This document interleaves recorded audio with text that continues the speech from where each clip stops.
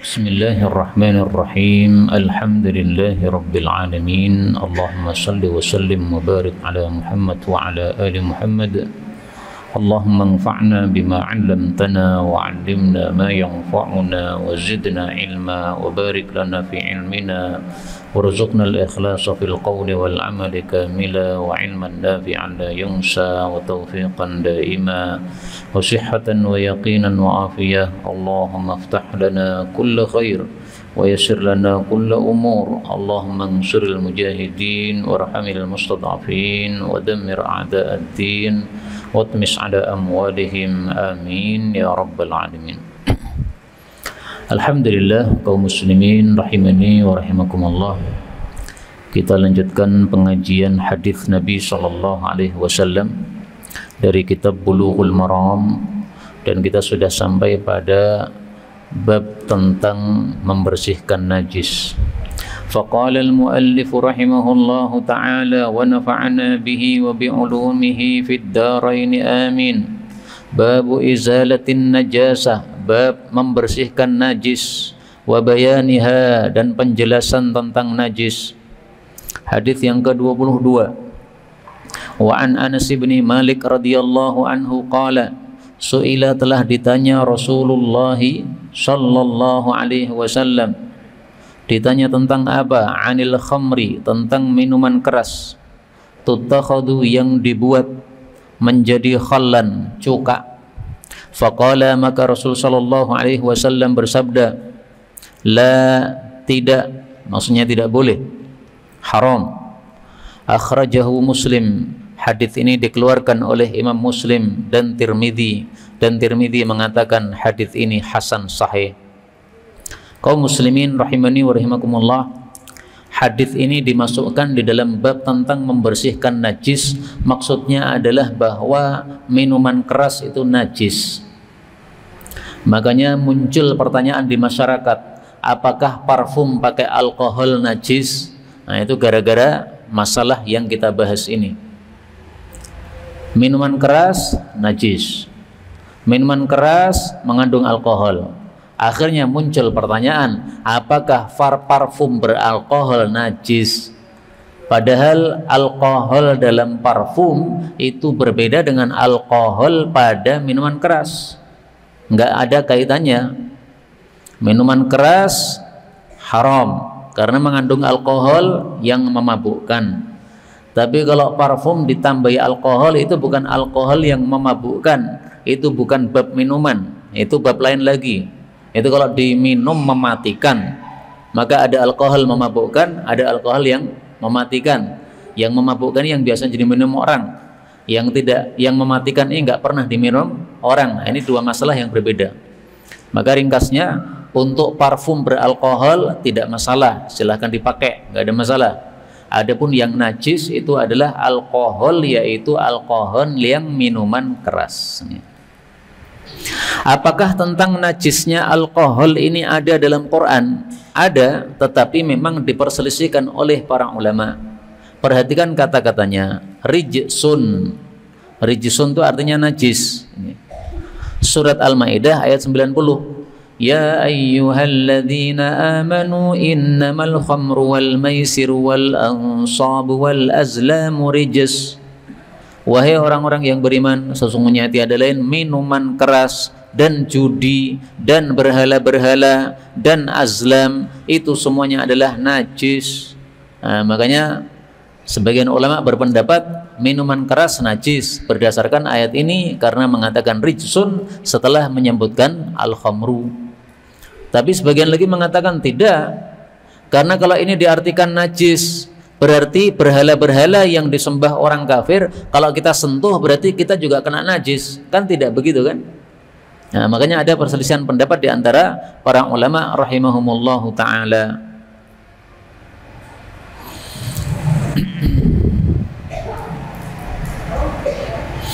Adapun hadis ini dimasukkan oleh Ibnu Hajar, penulis kitab ini, dalam bab tentang menghilangkan najis. Berarti fikihnya beliau adalah bahwasanya minuman keras najis. Ulama yang berpendapat minuman keras tidak najis Mereka beralasan atau berdalil dengan hadis tentang diharamkannya minuman keras pada awal-awal kaum muslimin berada di Madinah. Kemudian minuman keras ditumpahkan di jalan-jalan sehingga jalan ini penuh dengan minuman keras. Nah, para ulama yang mengatakan minuman keras tidak najis beranggapan bahwasanya kalau minuman keras najis tidak mungkin ditumpahkan di jalan-jalan. Kalau minuman keras najis pasti akan ditumpahkan di tempat yang tidak mengganggu orang, misalnya di sungai atau di peceren. Nah, ini ditumpahkan di jalan-jalan, Pak. Sampai jalan-jalan Madinah itu becek penuh dengan minuman keras yang dituang di jalan. Berarti tidak najis. Maka ada dua pendapat tentang minuman keras ini, apakah najis ataukah tidak najis. Kemudian kita ambil beberapa faedah. Faedah yang pertama, di sini Rasulullah su'ila, ditanya.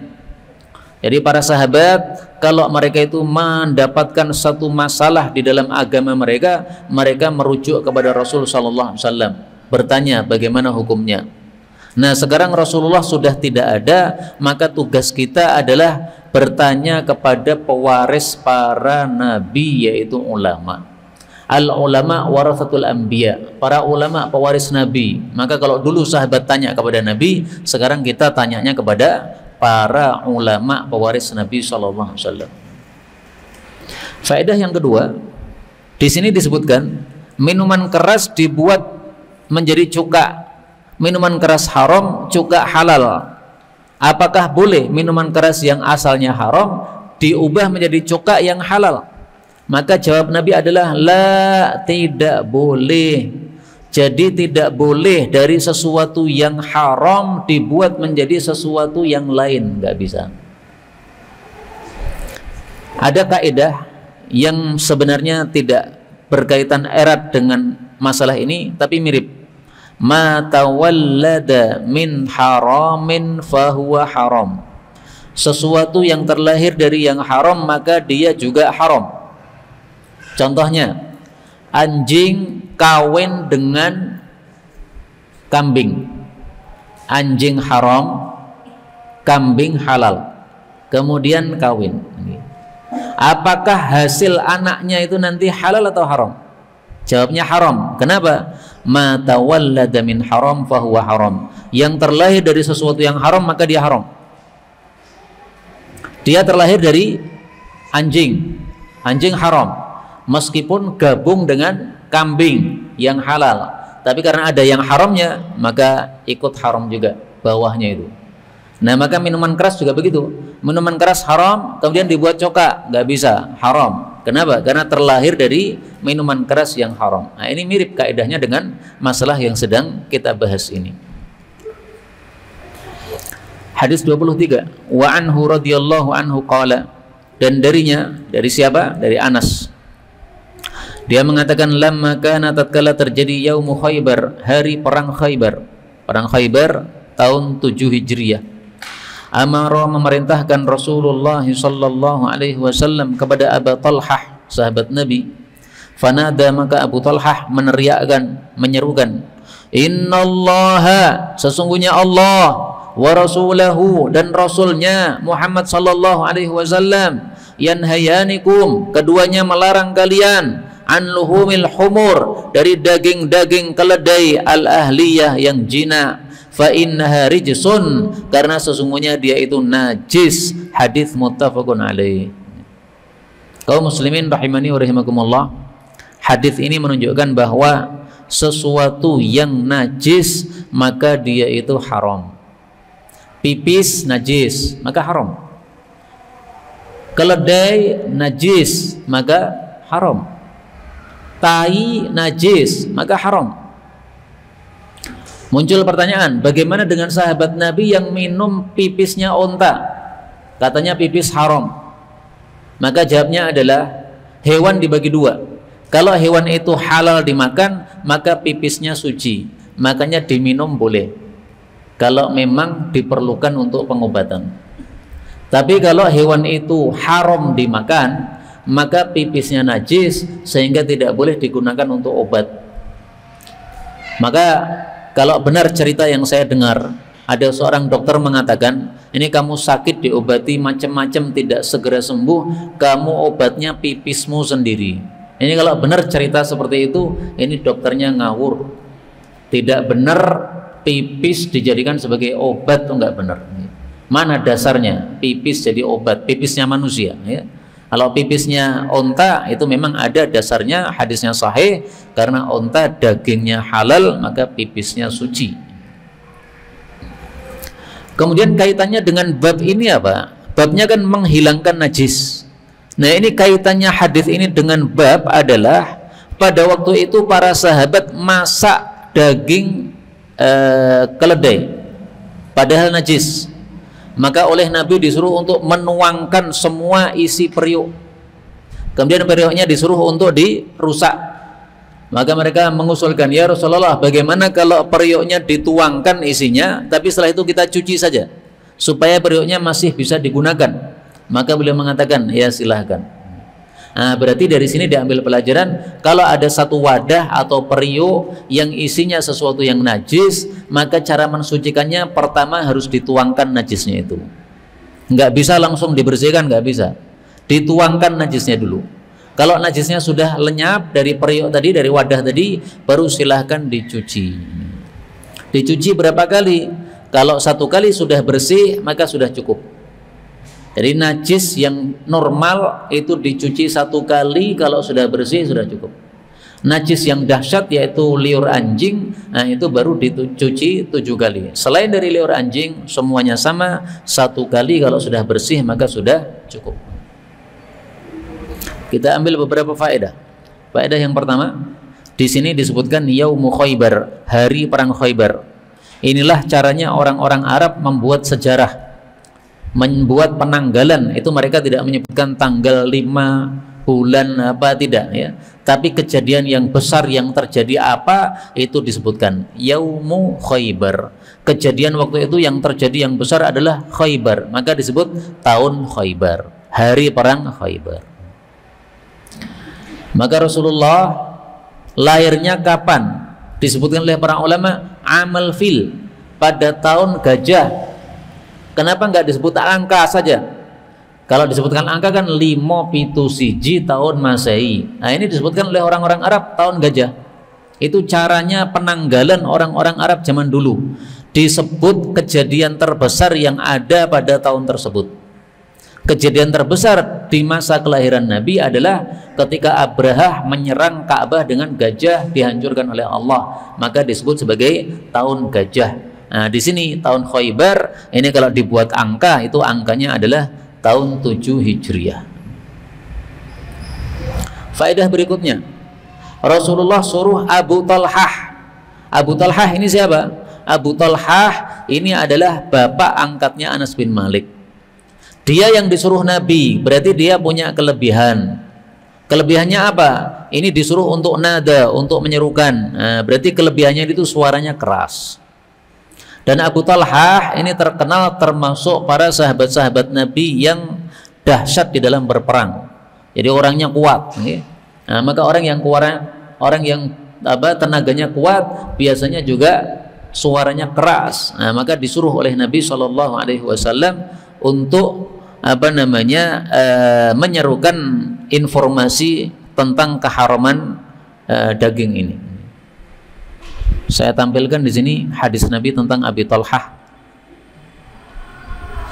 Rasulullah bersabda, "Sautu Abi Talhah," suaranya Abu Talhah, fil jaisi, di tengah-tengah pasukan, khairun min alfi rajul, itu lebih baik daripada 1000 orang. Jadi kalau ada pasukan perang, di situ ada Abu Talhah dan dia bersuara, takbir dan sebagainya. Nah, itu sudah musuh sudah gentar ketakutan. Wah, ini Abu Talhah hadir ini bahaya ini. Lebih mereka takuti daripada 1000 orang. Maka 1000 pasukan kalau tidak ada Abu Talhah, nah itu masih kecil. Tapi kalau ada pasukan di situ ada Abu Talhah, nah ini mengerikan terhadap orang-orang kafir. Inilah kondisi fadilah Abu Talhah radhiyallahu an. Suaranya keras, tenaganya kuat, ahli jihad fi sabilillah. Faedah berikutnya, di sini disebutkan yanhayanikum, Allah dan Rasul melarang. dua orang yang melarang. Satu Allah, dua Rasul. Menunjukkan bahwa yang berhak melarang ini adalah dua ini. Allah berhak melarang, Rasul juga berhak melarang. Allah berhak mengharamkan, Rasul juga berhak mengharamkan. Tetapi Rasulullah tidak pernah mengharamkan kecuali berdasarkan wahyu dari Allah Subhanahu wa ta'ala.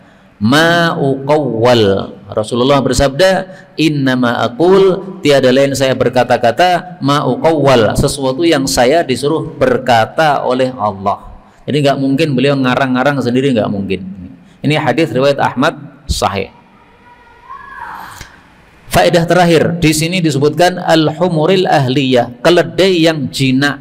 Berarti keledai ada yang liar. Iya betul. Dan hukumnya juga berbeda. Keledai liar halal, keledai jinak haram. Apa bedanya antara keledai liar dengan keledai jinak? Bedanya sama dengan ayam hutan dengan ayam kampung. Bentuknya itu memang berbeda. Jadi ayam kampung kita sudah pernah melihat kan? Sering melihat. Nanti kalau kita ke hutan kita akan ketemu ayam hutan. Beda bentuknya. Nah, keledai jinak dengan keledai liar sama juga, bentuknya berbeda. Pada bagian ekornya berbeda, pada bagian kepalanya berbeda. Tapi yang tidak ahli keledai tidak akan tahu perbedaannya, karena perbedaannya tidak tampak jelas sebagaimana hewan yang lain. Kalau ini kita perlu mempelajari dulu mana yang jinak, mana yang liar. Ini dua marga yang berbeda. Seperti marga ayam kampung dengan marga ayam hutan, itu sesuatu yang berbeda. Maka jangan salah paham, bukan berarti kalau kita menemukan keledai liar di hutan, kemudian kita bawa ke rumah dibuat jinak, kalau sudah jinak jadi haram, kalau masih liar jadi halal. Tidak begitu. Itu salah paham ya. Karena ini adalah dua marga yang berbeda antara keledai liar dengan keledai jinak. Nah, orang-orang Arab menyebut himaru az-zardi, az-zarat, itu adalah untuk kuda zebra dengan istilah himaruz zarat. Nah, kuda zebra ini termasuk himar atau keledai yang jinak atau yang liar? Termasuk yang liar. Maka kuda zebra halal. Adapun keledai yang biasanya ditunggangi orang itu haram. Berikutnya 24. Wa an Amr bin Kharijah radhiyallahu anhu qala, khatabana, telah berkhutbah kepada kami Rasulullah sallallahu alaihi wasallam di Mina. Mina ini jauhnya dari Mekah sekitar 15 kilo atau 17 menit. Wa huwa ala rahilatihi, sementara beliau di atas kendaraan beliau, onta. Walu'abuha, sementara liurnya onta, yasilu, mengalir, ala katifi, pada tulang punggung saya. Hadis diriwayatkan oleh Imam Ahmad dan Tirmidzi dan disahihkan oleh beliau. Maksud hadis ini adalah bahwa liurnya onta itu suci. Makanya Amr bin Kharijah yang menyertai Rasul sallallahu alaihi wasallam pada waktu khutbah ini, beliau membiarkan liurnya netes-netes pada punggungnya. Seandainya liur onta itu najis, maka tidak akan dibiarkan oleh Amr bin Kharijah netes-netes pada tubuhnya. Dibiarkan menunjukkan apa? Suci. Pertanyaan, apakah ada liur hewan yang najis? Ada. Yaitu adalah liur anjing. Itu najis. Kalau liur harimau bagaimana? Kembali ke hukum asal. Tidak ada dalil yang mengatakan najis, berarti suci. Liur kucing bagaimana? Tidak ada dalil yang menunjukkan najis, berarti suci. Maka perlu kita bedakan antara liur dengan pipis. Kalau pipis, maka cukup kita melihat dagingnya. Dagingnya halal, berarti pipisnya suci. Dagingnya haram, berarti pipisnya najis. Tapi kalau liur tidak begitu. Tidak semua hewan yang haram berarti liurnya najis. Enggak begitu. Kalau liur kita cari dalil. Mana dalil yang mengatakan liur najis? Kalau tidak ada berarti suci. Kenapa? Karena ada kaidah mengatakan al aslu fil asya'i at-tuhru. Hukum asal dari segala sesuatu adalah suci. Anda ingin mengatakan najis, perlu dalil. Mana dalilnya liur najis? Nggak ada kan? Nah, berarti nggak najis. Adapun yang najis liur anjing itu ada dalilnya. Insya Allah nanti pada bab yang akan datang pada tempatnya insya Allah kita bahas. 25. Wa an Aisyah radhiyallahu anha qalat, kana adalah Rasulullah sallallahu alaihi wasallam yaghsilul maniyya, beliau itu mencuci mani, membersihkan mani dengan air. Thumma yakhruju ila sholati, kemudian beliau keluar menuju salat jamaah fi dzalika thawbi, dengan baju tersebut. Wa ana anzuru, sementara saya melihat ila atharil ghasli, kepada bekas cuciannya. Hadis muttafaqun alaih.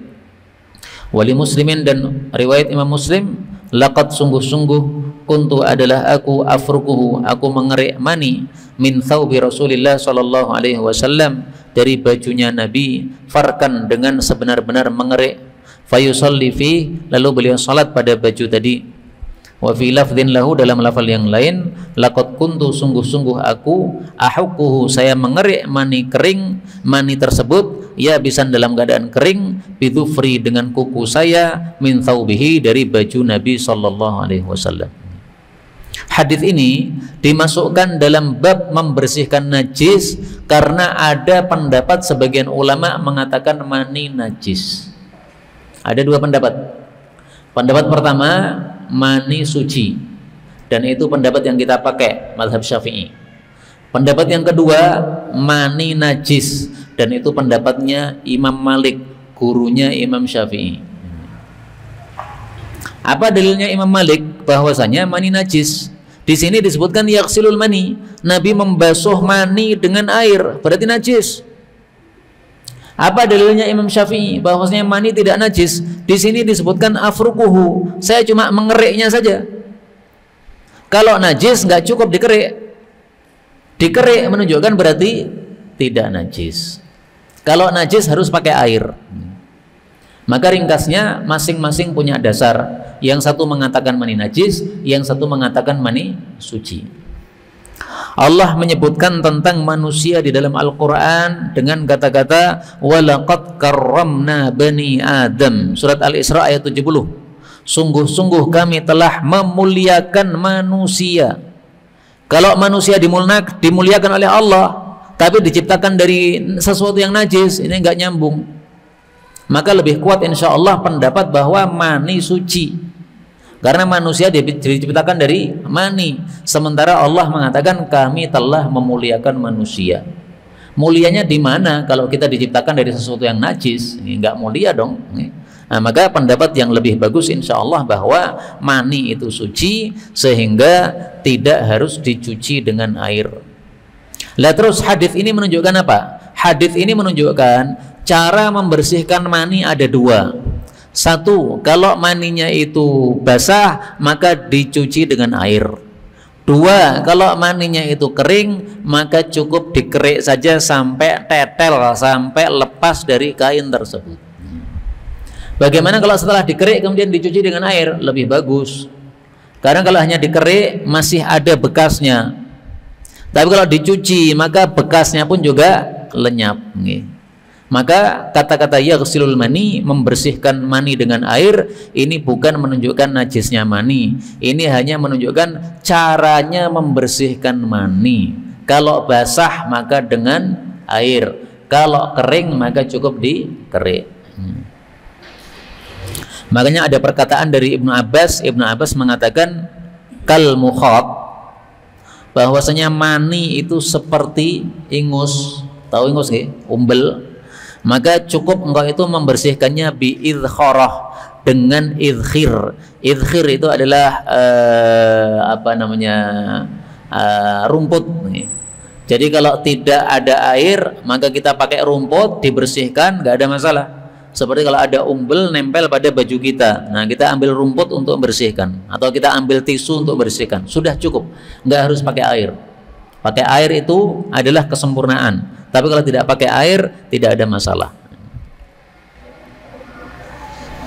Kemudian hadis ini menunjukkan bahwasanya Rasul Shallallahu Alaihi Wasallam hidupnya zuhud, sehingga beliau memakai baju yang ada atharil ghusli, bekas dicucinya air mani. Kalau baju Nabi banyak, maka beliau tidak akan pakai baju ini. Ini baju yang bekas dicuci ini dikeringkan dulu. Tapi ini belum kering, sudah dipakai oleh Rasulullah Sallallahu Alaihi Wasallam. Jadi kata-kata bekas cucian itu menunjukkan masih basah, Pak. Karena kalau sudah kering, itu sudah nggak ada bekas cuciannya. Jadi mani mengenai bagian tangan misalnya. Nah ini kemudian dicuci bagian tangan ini saja. Yang lainnya nggak dicuci. Yang dicuci cuma yang kena mani. Terus setelah dicuci masih basah begini dipakai Nabi. Ini zuhud orangnya. Bajunya tidak banyak seperti kita. Lah baju itu kan banyak kan, nah, mungkin ada yang bajunya 5 helai, ada yang 10 helai. Ya memang tidak terlarang, tapi memang hidup Nabi SAW itu lebih zuhud daripada kehidupan kita sekarang ini. Faedah berikutnya, hadis berikutnya 26. Wa Nabi Samah radhiyallahu anhu qala Rasulullah sallallahu alaihi wasallam yughsalu, dicuci, min baulil jariyah, dari sebab kencingnya bayi perempuan, wa yurashu, dan dituangi air, min baulil ghulami, dari sebab kencingnya bayi laki-laki. Hadis dikeluarkan oleh Abu Dawud dan Nasai, disahihkan oleh Imam Hakim. Kaum muslimin rahimani wa rahimakumullah, hadis ini bicara tentang kencingnya bayi. Ternyata dibagi dua, bayi laki-laki sama bayi perempuan. Kalau bayi perempuan, maka najisnya seperti orang dewasa, yaitu disebut najis mutawassithah, najis yang sedang. Najis yang sedang, cara membersihkannya bagaimana? Bil ghusli, dengan dicuci. Dicuci itu bagaimana? Kita beri air sampai airnya netes-netes, itu namanya nyuci. Jadi misalnya saya gendong anak saya cewek, kemudian pipis di lengan ini. Ini tidak harus semua baju saya cuci, enggak. Cukup saya ambil air 1 ciduk, kemudian dituangkan 1 ciduk tadi pada bagian lengan ini, airnya sudah netes-netes, nah itu sudah disebut mencuci, sudah bersih. Pokoknya kalau zatnya kencing sudah lenyap ya, karena dituangi air kan, kemudian apa? Netes semuanya kan, nah, berarti ikut netes, berarti sudah bersih, maka ini sudah suci. Yang kedua, kencingnya bayi laki-laki, najisnya mukhaffafah. Mukhaffafah itu ringan. Kalau najisnya ringan tidak harus dicuci, cukup birrasyi, dengan dituangi air. Maksudnya dituangi air adalah kita ambil air secukupnya untuk mengenai tempat yang terkena najis tadi. Misalnya pipisnya di lengan baju saya ini sebundar tangan saya ini, maka saya ambil air 1 sendok, kemudian saya tuangkan 1 sendok tadi pada tempat bundar yang terkena pipis tersebut, dan semua tempat sebundar ini sudah tercakupi oleh air yang kita tuangkan, meskipun tidak ada air yang menetes-netes, maka ini sudah dianggap suci. Berarti najisnya bayi perempuan lebih dahsyat dari najisnya bayi laki-laki. Bayi laki-laki najisnya ringan, bayi perempuan najisnya sedang. Tapi ada catatan. Catatannya apa? Bayi laki-laki yang dihukumi seperti ini khusus bayi laki-laki yang masih aktif ASI. Adapun yang sudah makan macam-macam lain-lain, maka dia najisnya sudah normal, yaitu seperti wanita atau seperti orang dewasa, harus dicuci. Jadi kira-kira usia bayi 1 sampai 6 bulan itu kan belum makan apa-apa kan, masih ASI kan. Kalaupun ada tambahan-tambahan itu hanya latihan saja, bukan pokok, tapi yang pokok adalah ASI-nya. Kalau ASI-nya ditinggalkan dia belum bisa, karena ASI-nya masih pokok. Adapun tambahannya itu hanya latihan-latihan, nah, maka itu masih terkena hukum pipis yang ringan, ini najisnya ringan. Tapi kalau sudah makanan pokoknya 2, ASI pokok, kemudian selain ASI juga pokok, nasinya juga pokok, maka seperti ini najisnya sudah menjadi normal sebagaimana yang lain-lain. Muncul pertanyaan, kenapa pipisnya bayi laki-laki dengan bayi perempuan kok dibedakan? Apakah ini menunjukkan Islam itu memarginalkan kaum wanita sehingga dianggap najisnya dahsyat sejak kecil? Tidak. Ini disebabkan karena penciptaan laki-laki dengan penciptaan perempuan itu memang berbeda. Perempuan diciptakan oleh Allah dari tulang rusuk laki-laki, dari tulang rusuknya Nabi Adam. Sementara Nabi Adam diciptakan dari tanah. Nah, maka sumber kencingnya laki-laki, sumber asalnya kalau diruntut ke atas itu dari tanah. Sumber kencingnya perempuan kalau diruntut ke atas itu dari tubuh manusia, yaitu tubuhnya Nabi Adam alaihissalatu wassalam. Maka sesuatu yang asalnya dari tanah dengan sesuatu yang asalnya dari tubuh manusia ini berbeda, sehingga hukumnya pun juga berbeda. Ini satu jawaban ya. Jawaban yang kedua, mohon maaf, dari kemaluan perempuan itu keluar macam-macam, tidak hanya pipis saja, tapi dari laki-laki keluar darinya pipis saja. Ya ada yang lainnya tetapi tidak seperti perempuan, nggak ada darah nifas, nggak ada darah haid, nggak ada darah istihadah. Nah, maka wajar kalau hukumnya berbeda. Hadis 27. Wa an Asma binti Abi Bakrin radhiyallahu anhuma anna Nabiyya sallallahu alaihi wasallam, bahwasanya Nabi qala bersabda fi damil haidi, tentang darah haid, yusibu thawba, yang mengenai kain, tahuttuhu, dia mengeriknya, thumma taqruduhu bil ma, kemudian mengucaknya dengan air, thumma tandahuhu, kemudian mencucinya, thumma tusalli fihi, kemudian dia salat padanya. Kaum muslimin rahimani wa rahimakumullah, hadis ini menunjukkan bahwa darah haid itu adalah najis, dan ini sepakat para ulama. Dan darah haid itu sama dengan darah nifas, makanya hukumnya juga sama. Rasulullah menyebut nifas dengan istilah haid, Rasulullah menyebut haid dengan istilah nifas. Berarti dua hal ini sama hukumnya. Maka sebagaimana darah haid najis, maka darah nifas juga najis. Rasulullah pernah melihat Aisyah haid, maka beliau bertanya, anufisti, apakah kamu nifas? Nah, disebut haid dengan istilah apa? Nifas, menunjukkan bahwa hukumnya sama. Pertanyaan, bagaimana kalau darah selain darah haid? Ada darah istihadah, apakah najis ataukah tidak? Di sini terjadi perselisihan pendapat para ulama. Mayoritas ulama mengatakan semua darah najis. Darah haid, darah nifas, darah mimisan, darah ketika seseorang menyembelih korban, darah istihadah, semuanya najis. Menyelisih mereka Imam Syaukani. Kata Imam Syaukani, hukum asal darah itu suci. Kalau tidak ada dalil yang menunjukkan najis, berarti tetap suci. Maka darah haid najis berdasarkan hadis ini, ada dalilnya. Darah nifas najis karena sama dengan darah haid. Darah istihadah suci. Kenapa? Karena tidak ada dalil yang jelas yang menunjukkan kenajisannya. Tapi kalau kita pengen hati-hati, kita pakai pendapat mayoritas ulama saja, bahwa darah istihadah, darah rusaknya para wanita juga najis.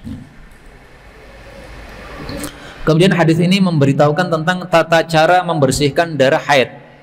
Tahapnya ada 3. 1, darah itu dikerik dulu. Ini dikerik berarti kalau sudah kering. Jadi wanita pakai baju kemudian terkena darah haid, setelah itu sampai kering darah haidnya tersebut. Nah, itu tidak langsung dicuci, tapi dikerik dulu. Dikerik ini berarti ada sesuatu yang mengental, yang nempel, yang bisa dikerik. Setelah itu kemudian dikucek, karena dengan dikucek ini darah haid yang masuk ke dalam pori-pori kain itu bisa lepas. Setelah itu baru dicuci. Nah, dicuci maksudnya tadi ya, ada air yang menetes-netes, yang mengalir. Ya, maka itulah yang dimaksud sebagai dicuci. Kalau sudah dilakukan 3 itu, maka tsumma tusalli, silahkan sholat pakai baju tersebut. Pertanyaan, bagaimana kalau masih ada bekas warna? Dimaafkan. Karena kita sudah melakukan 3 tahap tadi. Kucek mengerik sudah, mengucek sudah, mencuci sudah, masih ada bekas, dimaafkan. Kenapa? Sesuatu yang susah itu dalam Islam dimaafkan. Tambah satu hadis lagi sebagai penutup untuk majelis ini, hadis nomor 28. Wa an Abi Hurairah radhiyallahu anhu qala qalat Khawlah, berkata Khawlah, ya Rasulullah, wahai Rasulullah, fa illam yadhhabid dam, bagaimana kalau darah itu tidak lenyap? Maksudnya tidak lenyap, masih ada bekasnya. Qala, beliau mengatakan yakfikil ma, cukup bagimu air untuk mencucinya, wala yadurruki atharuhu, dan tidaklah memadarati kamu bekasnya, yaitu masih ada warna merahnya, itu bekasnya itu dimaafkan. Hadis dikeluarkan oleh Tirmidzi dan sanadnya dhaif. Meskipun sanadnya dhaif, tetapi maknanya dipakai oleh para ulama karena dikuatkan hadis yang sebelumnya tadi. Hadis sebelumnya tadi Nabi cukup menyuruh 3 hal. 3 hal sudah dilakukan, masih ada bekasnya, warnanya, dimaafkan. Ini yang dapat kita bicarakan, betul dari Allah Ta'ala. Kalaupun ada salahnya, fa astaghfirullahaladzim li wa lakum. Dan kita tutup dengan doa karena menjelang buka, doa mustajab. Allahumma salli wa sallim wa barik ala Muhammad wa ala ali Muhammad. Rabbana atina fid dunya hasanah wa fil akhirati hasanah wa qina adzaban nar. Allahumma ansuril mujahidin warhamil mustad'afin wa dammir a'da'ad-din watmis ala amwalihim. Allahumma aqsim lana min khasyatika ma tahulu bainana wa baina ma'siyatik, wa min ta'atika ma tuballighuna bihi jannatak, wa min al-yaqini ma tuhawwinu bihi alaina masa'ibad dunya. Allahumma matti'na bi asma'ina wa absarina wa quwwatina, amin ya rabbal alamin.